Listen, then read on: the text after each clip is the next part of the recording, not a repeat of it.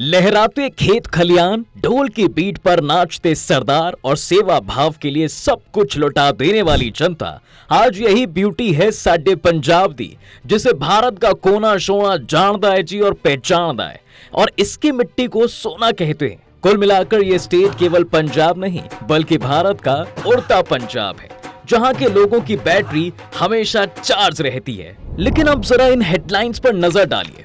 Punjab is in a brink of disaster, Punjab heading towards financial crisis. उड़ता नहीं, उबलता पंजाब और कंगाल हो रहा पंजाब। ये रियलिटी है आज के पंजाब की, जो नंबर 1 स्टेट के पायदान से खिसक कर टॉप 15 में भी अपनी जगह बनाने में फेल हो रहा है। प्रॉफिट कमाना तो छोड़िए, इस स्टेट पर डेट इतना बढ़ गया है कि यहाँ पैदा होने वाला हर बच्चा 75,000 के डेट के साथ पैदा हो रहा है। फिल्मी गानों में जो पंजाब ऑडी, स्कॉर्पियो और फॉर्च्यूनर को फ्लेक्स करता दिखाई पड़ता है, आज वही पंजाब बैंकरप्सी की कगार पर पहुंच गया है। ऐसे में सवाल ये उठता है कि आखिर ऐसा क्या बदल गया है कि भारत का ब्रेड बास्केट कहलाया जाने वाला ये स्टेट इतने बड़े फाइनेंशियल क्राइसिस में फंस चुका है। क्या इसके पीछे की वजह बैड गवर्नेंस रही है, या अपने ओवर इन्वेस्टमेंट के चलते पंजाब का हाल भी श्रीलंका जैसा होने वाला है? पंजाब पर गहराया वित्तीय संकट। पंजाब के सिर पे 3 लाख करोड़ का कर्जा है। आज स्थिति ये है कि विशेषज्ञों का कहना है कि पंजाब कर्ज लेकर अपना कर्ज चुका रहा है। नया भारत तब बनेगा जब इस दशक में नवा पंजाब बनेगा। What's happening in Punjab? फिल्मों में दिखता खुशहाल पंजाब एक तरफ भले ही रॉयल्टी, लग्जरी और वाइब्रेंट कल्चर की छाप लोगों के सहन में क्यों ना छोड़ता हो, लेकिन आंकड़े बताते हैं कि सोना उगलने वाली ये धरती आज 3 लाख करोड़ के कर्ज के जाल में फंसी हुई है, और पिछले 20 सालों में ये डेट इस कदर बढ़ गया है कि अब इससे बाहर निकलना पंजाब के लिए नामुमकिन हो रहा है। आशंका तो ये जताई जा रही है कि आने वाले सालों में पंजाब की इकोनॉमी श्रीलंका की ही सेकंड कॉपी बनने वाला है। ऐसा केवल रिपोर्ट्स ही नहीं बल्कि यहाँ के सीएम भी कई बार कहते हुए नजर आए हैं। पंजाब के सिर पे 3 लाख करोड़ का कर्जा है। 3 करोड़ आबादी है, हर एक पंजाबी पे 1 लाख रुपया कर्जा है। खुद आरबीआई का मानना है कि पंजाब पर चढ़ा हुआ कर्ज वहां की जीडीपी का 50% है, और साल 2022 से 2023 के बीच पंजाब ने जो रेवेन्यू कमाया था उससे 4 गुना ज्यादा कर्ज उसके सर पर है। ऐसे में ये स्थिति बन रही है कि पंजाब अपना कर्ज चुकाने के लिए भी कर्ज पे कर्ज लिए जा रहा है और कभी ना खत्म होने वाले डेट ट्रैप में फंसता चला जा रहा है। इसका सबसे बड़ा सबूत हमें इस बात से मिलता है कि साल 2021 में भी पंजाब ने लगभग 32,000 करोड़ का कर्जा लिया था, लेकिन इस पैसों का 99% इस्तेमाल पंजाब ने कर्ज चुकाने के लिए ही कर दिया। कुल मिलाकर जिस पैसे को राज्य के रेवेन्यू को बढ़ाने के लिए लगाया जाना था, वह पंजाब डेट सर्विस को चुकाने में ही चला गया। अब ऐसा नहीं है कि पंजाब सरकार infrastructure projects, health care facilities और एजुकेशनल सर्विसेज पर पैसा खर्च नहीं करना चाहती, बल्कि माजरा ये है कि इस राज्य पर कर्ज का बोझ इतना बढ़ चुका है कि टोटल रेवेन्यू से ज्यादा एक्सपेंडिचर कर्ज की किश्तें चुकाने में ही जा रहा है। और कहीं ना कहीं डेवलपमेंट की रेस में पंजाब बाकी राज्यों से बहुत पीछे छूट रहा है। हालांकि पिछले कुछ सालों से कर्ज से बाहर निकलने के लिए पंजाब ने कांग्रेस का साथ छोड़कर आप पार्टी का हाथ जरूर थामा था, लेकिन सिचुएशन में कोई बड़ा बदलाव नहीं आया, क्योंकि कोई भी पार्टी पंजाब को तब तक कर्ज से बाहर नहीं निकाल सकती जब तक कि वहां बेफिजूल होने वाले एक्सपेंडिचर पर लगाम नहीं लगाई जाती। अब हम ऐसा इसलिए कह रहे हैं क्योंकि इस राज्य में सालाना होने वाले टोटल रेवेन्यू का एक बड़ा हिस्सा यहाँ लोगों को मिलने वाली फ्री सब्सिडीज में ही चला जाता है, और ये आज से नहीं है बल्कि कई सालों से चला रहा है। पिछले साल जब आप गवर्नमेंट सत्ता में आई तो उम्मीद ये थी कि वह फ्री स्कीम्स को लिमिट कर सकें, लेकिन उन्होंने पहले से मिलने वाली फ्री स्कीम्स को तो जारी रखा ही, साथ ही 300 यूनिट फ्री इलेक्ट्रिसिटी देना भी शुरू कर दिया, और बूढ़ी औरतों को 1000 रुपए महीना देने की स्कीम को भी मंजूरी दे दी। पंजाब में आम आदमी पार्टी की सरकार हर परिवार को 300 यूनिट तक बिजली मुफ्त देगी। साल 2021 से पहले जहां केवल बिलो पॉवर्टी लाइंस और शेड्यूल्ड कास्ट को ही 200 यूनिट फ्री इलेक्ट्रिसिटी मिलती थी, वहीं अब पंजाब के हर घर में 300 यूनिट फ्री बिजली जाती है और कई लोगों ने भी इस स्कीम का फायदा उठाकर घरों में 2-2 मीटर लगाए हैं, जिसकी वजह से कई घर 600 यूनिट तक मुफ्त बिजली ले लेते हैं। और इसका नुकसान जानते हैं किसे होता है? पंजाब गवर्नमेंट को। अपनी इसी स्कीम के चलते आज पंजाब गवर्नमेंट को 1500 से 1800 करोड़ रुपए एक्स्ट्रा केवल फ्री सब्सिडीज की भरपाई करने में बर्बाद करने पड़ रहे हैं। और इसके बाद भी सरकार का ये कहना है कि वह स्टेट के बूढ़े लोगों के लिए ओल्ड पेंशन स्कीम भी चलाएगी। पंजाब के सारे मुलाजमां नूं खुशखबरी दे रहे हैं कि पंजाब सरकार ने फैसला किया है, ਅਸੀਂ पंजाब ਦੇ ਵਿੱਚ ओल्ड पेंशन स्कीम लागू कर रहे हैं। अब प्रॉब्लम स्कीम में या राज्य के बूढ़े लोगों की मदद करने में नहीं है, बल्कि प्रॉब्लम तो ये है कि जब किसी स्टेट के रेवेन्यू का एक बड़ा हिस्सा फ्री स्कीम्स पर खर्च हो जाता है, तो ऐसे में उस राज्य का रेवेन्यू घाटे में चला जाता है और कैपिटल यानी कि रोड ब्रिजेस पर होने वाले एक्सपेंडिचर में भारी कमी आने लगती है। इससे सरकार के पास इंफ्रास्ट्रक्चर, हेल्थ और एजुकेशन जैसे सेक्टर्स में खर्च करने के लिए पैसा बचता ही नहीं है। कुछ ऐसा ही पंजाब के केस में भी हो रहा है। तभी तो भारत के बाकी राज्यों के मुकाबले पंजाब का कैपिटल एक्सपेंडिचर काफी कम है। जहां कर्नाटका, महाराष्ट्र और तमिलनाडु जैसे स्टेट में ये आंकड़ा 11 से 18% पर है, वहीं पंजाब में ये आंकड़ा केवल 8% पर सिमटा हुआ है। ऐसे में हालात ये हैं कि हेल्थ सेक्टर, रोड ब्रिजेस और अर्बन डेवलपमेंट जैसी जरूरती सेक्टर के लिए अलोकेट होने वाला बजट भी एवरेज से बहुत कम है, क्योंकि पंजाब की ग्रोथ रेट पिछले कई सालों से गिर रही है। और यही एक कारण भी है कि बड़ी से बड़ी इंडस्ट्रीज पंजाब में इंडस्ट्रीज लगाने के बजाय दूसरे राज्यों की तरफ खींचे चले जा रहे हैं। वहां उनके पास बेटर कनेक्टिविटी और फैसिलिटीज भी अवेलेबल हैं। हालांकि जनता उम्मीद करती है दोस्तों कि बढ़ते समय के साथ पंजाब की ये सिचुएशन ठीक हो जाएगी, लेकिन इस हालात के लिए कोई एक फैक्टर या कोई एक पार्टी जिम्मेदार नहीं है, बल्कि पंजाब के इस बड़े फाइनेंशियल क्राइसिस के पीछे कई इकोनॉमिक, फाइनेंशियल स्ट्रैटेजी और पॉलिटिकल टर्मोइल का हाथ रहा है। अब कुछ साल पीछे चले जाएं तो कई घटनाएं ऐसी हुई हैं जिन्होंने पंजाब को आज कंगाली के दरवाजे पर ला खड़ा कर दिया है। History of Punjab. पंजाब हमेशा से ऐसा नहीं था। लैंड ऑफ 5 रिवर्स कहलाया जाने वाला ये राज्य एक समय में देश की इकोनॉमी की बैकबोन हुआ करता था। हालांकि आजादी के बाद पंजाब का सफर काफी उतार चढ़ाव वाला रहा, लेकिन यहाँ के मेहनती पंजाबियों ने आम नागरिकों की रोजी रोटी को पूरा करने में अपना खून पसीना एक कर दिया और पूरे देश के एग्रीकल्चर का बोझ अपने सर लेने में भी कोई कमी नहीं दिखाई। इसलिए तो जब 1960 में भारत अपने एक वक्त के खाने के लिए भी विदेशों पर निर्भर था, तब इसी डिपेंडेंस को कम करने के लिए पंजाब आगे आया और यहाँ के किसानों ने दिन रात एक करके गेहूं और धान की प्रोडक्टिविटी को बढ़ाया। ये वो दौर था जब दूसरे राज्य अपनी लड़खड़ाती एग्रीकल्चर इकोनॉमी को जमाने में जुड़े हुए थे, लेकिन पंजाब इजीली बूम कर रहा था और इसकी सबसे बड़ी वजह ग्रीन रेवोल्यूशन भी थी। ज्योग्राफिकली एरिया में बाकी कई राज्यों से छोटा होने के बाद भी पंजाब का क्लाइमेट वीट और पैडी फसलों के लिए सुटेबल था, इसलिए यहाँ पर गेहूं की फसलों में दिन दोगुनी रात चौगुनी तरक्की देखी गई और भारत के गेहूं की फसलों की सबसे बड़ी पैदावार भी इसी राज्य में हुई। 1970 तक के आलम यह था कि पंजाब भारत के सबसे अमीर राज्यों में से एक बन गया था।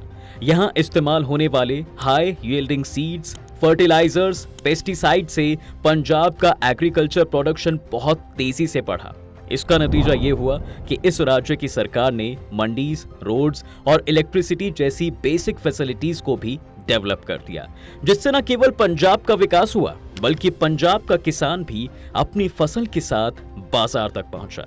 यहां अंग्रेजों द्वारा डेवलप इरिगेशन सिस्टम ने भी पंजाब की किस्मत को चमकाया और फिर शुरू हुआ इस राज्य का गोल्डन फेज। लेकिन हाई एग्रीकल्चर प्रोडक्टिविटी का यह सिलसिला ज्यादा समय तक यहां नहीं चल पाया, क्योंकि भारी मात्रा में इस्तेमाल किए गए पेस्टिसाइड्स और केमिकल्स ने कीटों को केमिकल्स रेजिस्टेंट बना दिया। साथ ही एक ही तरह की फसल उगाने की वजह से पंजाब की सॉइल की फर्टिलिटी कम हो गई। इससे पॉल्यूशन बढ़ा और ग्राउंड वाटर भी कम हो गया।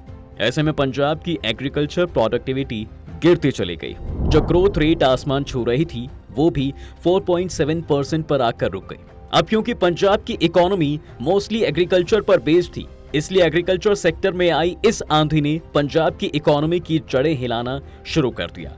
किसानों का नुकसान साल दर साल बढ़ता चला गया। हालांकि किसान ये आस लगाते रहे कि आने वाले सालों में होने वाले प्रॉफिट से उनके हालात में सुधार होगा, लेकिन हुआ कुछ इसका उल्टा। 1990s में पंजाब की पॉलिटिक्स में एक भारी उथल पुथल हुई। भड़कती हिंसा के बीच राज्य पर प्रेसिडेंट रूल लग गया और पॉलिटिक्स की इस उठा पटक ने पंजाब की आर्थिक व्यवस्था पर और भी बुरा असर डाला। इससे हुआ ये कि जब भारत के बाकी राज्यों की जीएसडीपी में ग्रोथ देखने को मिल रही थी, तब वहीं पंजाब की जीएसडीपी 4% पर सिमट कर रह गई थी। और ये हालात और भी ज्यादा खराब तब हुए जब 1992 में नियो लिबरल इकोनॉमिक पॉलिसी ने दस्तक दी। इस पॉलिसी से हुआ ये कि खेतों में मिलने वाले फॉरेन पेस्टिसाइड्स और भी ज्यादा सस्ते रेट्स पर मिलने लगे, जिससे एग्रीकल्चर प्रोडक्ट्स का कॉस्ट ऑफ प्रोडक्शन गिर गया। ऐसे में मार्केट में एग्रीकल्चर गुड्स के दाम भी गिर गए क्योंकि सप्लाई बढ़ गई। जब किसान का प्रॉफिट मार्जिन गिरने लगा तो उन्होंने ज्यादा प्रॉफिट कमाने के चक्कर में और भी तेजी से एग्रीकल्चर को बढ़ाना शुरू कर दिया और बढ़ते प्रोडक्शन के लिए उन्होंने मार्केट लेंडर से बड़ी मात्रा में कर्ज उठाना भी शुरू कर दिया। कर्ज को बढ़ावा देने के लिए साल 2006 में सेंट्रल गवर्नमेंट ने भी पर एकड़ लैंड पर लोन लिमिट को 50,000 रुपए से बढ़ाकर 3 लाख कर दिया और किसानों की मदद करने के लिए लोन की टर्म्स एंड कंडीशंस को भी काफी ढीला कर दिया। ऐसे में जब किसान को मार्केट में बड़ी आसानी से बड़ा लोन मिलने लगा तो जाहिर था कि ज्यादा से ज्यादा आउटपुट बढ़ाने के लिए उन्होंने धड़ल्ले से फर्टिलाइजर्स और पेस्टिसाइड्स को इस्तेमाल किया। इससे फार्मर्स का एग्रीकल्चर प्रोड्यूस में तो इजाफा नहीं हुआ, लेकिन मिट्टी बंजर हो गई। प्रॉफिट कमाना तो दूर, अब किसान के लिए कर्ज चुकाना भी इम्पॉसिबल था। ऐसे में कई किसानों ने कर्ज से परेशान आकर जहां अपनी जान ले ली, वहीं कुछ कर्ज पर कर्ज लेकर खेती करते रहे और नुकसान उठाते रहे। यानी एग्रीकल्चर पर किया गया उनका सारा का सारा इन्वेस्टमेंट धरा का धरा रह गया था।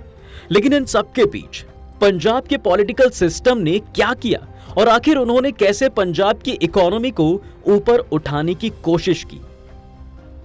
गवर्नेंस इन पंजाब।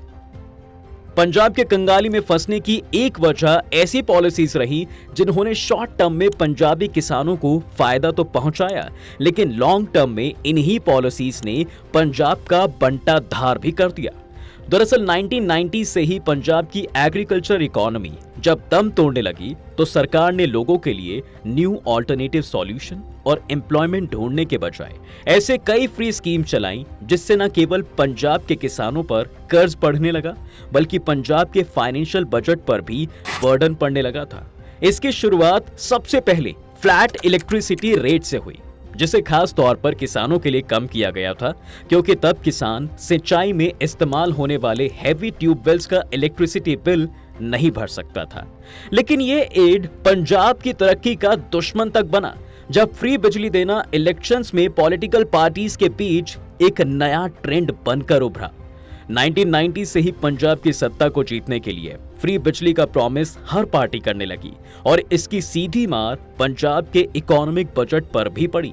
बदलते वक्त के साथ जहां पंजाब के पॉलिटिकल सिस्टम को चाहिए था कि वह राज्य में न्यू इंडस्ट्रीज को बढ़ावा दे, वहां ऐसा तो कुछ नहीं हुआ, बल्कि उल्टा पंजाब में कुछ बढ़ा तो वो था करप्शन।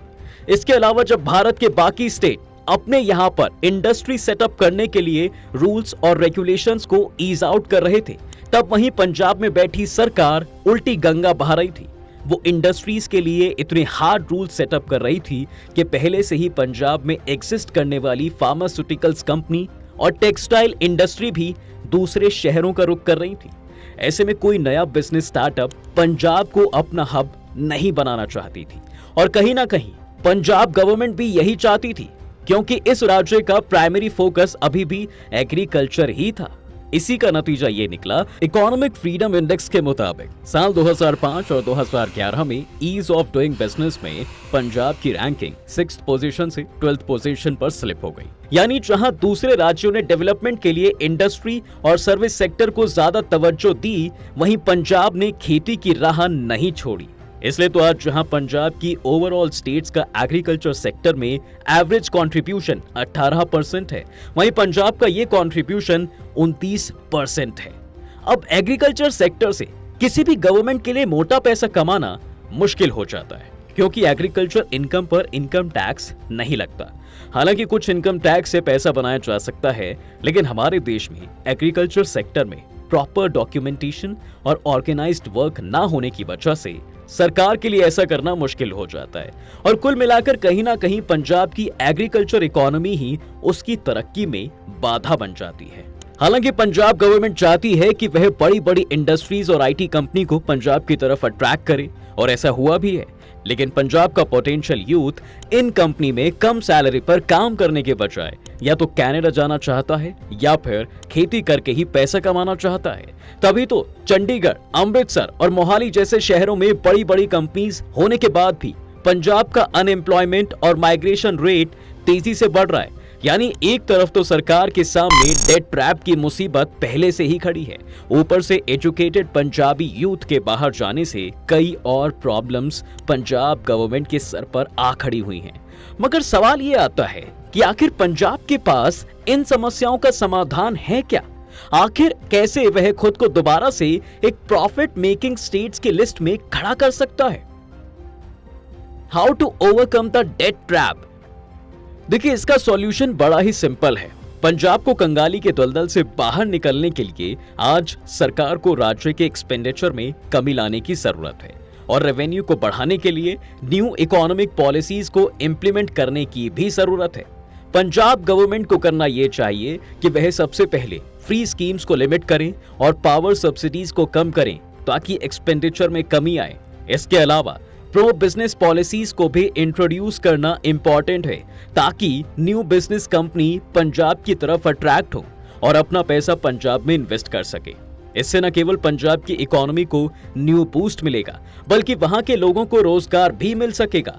इसके अलावा पंजाब सरकार को अपनी टैक्स कलेक्शन टेक्निक में भी इंप्रूवमेंट करने की जरूरत है, क्योंकि बढ़ता रेवेन्यू ही पंजाब को कर्ज मुक्त करा सकता है। हालांकि पंजाब की सत्ता में बैठी आप सरकार इस पर काम भी कर रही है और उन्होंने रेवेन्यू बढ़ाने के लिए टैक्स कलेक्शन सिस्टम को इंप्रूव भी किया है, लेकिन उनके द्वारा बनाई गई पॉलिसीज को अच्छे से इंप्लीमेंट होने में और उसका रिजल्ट दिखाई देने में कई साल लग सकते हैं। तब तक तो पंजाब को अपने इंडस्ट्रियल सेक्टर और सर्विस सेक्टर की तरफ भी अपना फोकस शिफ्ट करने की कोशिश करने की जरूरत है, वरना पंजाब के लिए सिचुएशन फ्यूचर में बद से बदतर हो सकती है। कई इकोनॉमिस्ट ये तक कह चुके हैं कि आने वाले 1 या 2 सालों में पंजाब का कर्जा 4 लाख करोड़ के भी पार पहुंच सकता है और फिर पंजाब की करंट जनरेशन ही नहीं बल्कि फ्यूचर जनरेशंस को भी बैंकरप्सी का सामना करना पड़ सकता है और अपना पूरा जीवन बाप दादाओं का कर्जा भरने में ही निकालना पड़ सकता है।